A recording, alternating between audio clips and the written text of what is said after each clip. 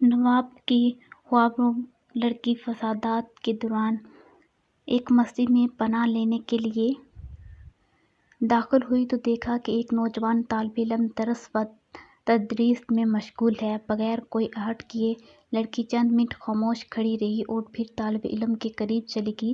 اسلامی رنگ میں رنگے طالب علم نے جب ایک نوجوان لڑکی کو مسجد میں غیر شرعی حالت میں دیکھا تو اسے مسجد سے نکلنے کو کہا، جس لڑکی نے انکار کیا۔ طالب علم نے غصہ منت و ساجت یہاں تک کہ ہر طرح کا حربہ آزما لیا، مگر لڑکی نے اللہ کا واسطہ دے کر کہا کہ باہر اس کی عزت کو خطرہ ہے اور اسے رات یہیں گزارنے دی جائے۔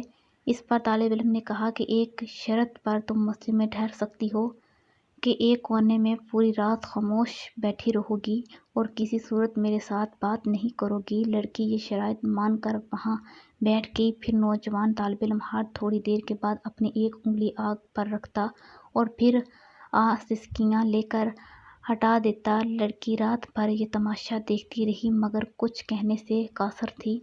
خدا کر کے صبح ہوئی تو لڑکا اذان دینے اٹھا اور لڑکی سے کہا کہ اب مسجد سے نکل جاؤ کیونکہ نمازی آنے والے ہوں گے تاکہ کوئی بدگمانی نہ کرے۔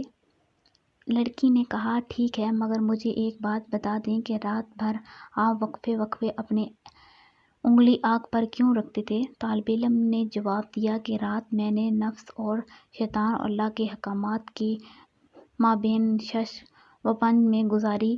جب کبھی شیطان کا غلبہ ہوتا تو میری خواہش ابھرتی کہ اکیلی لڑکی ہے، اپنی خواہش کی تکمیل کر لوں، مگر جب دوزخ کا عذاب سامنے پاتا تو اپنی انگلی کو آگ پر رکھ کر یہ آزمائش کرتا کہ کیا اس آگ کو میں سہہ پاؤں گا، مگر جلد ہی احساس ہو جاتا کہ ایک چھوٹی انگلی یہ تھوڑی سی آگ برداشت نہیں کر سکتی تو جہنم کی آگ میرے پورے جسم کو کیسے بھسم کرے گی۔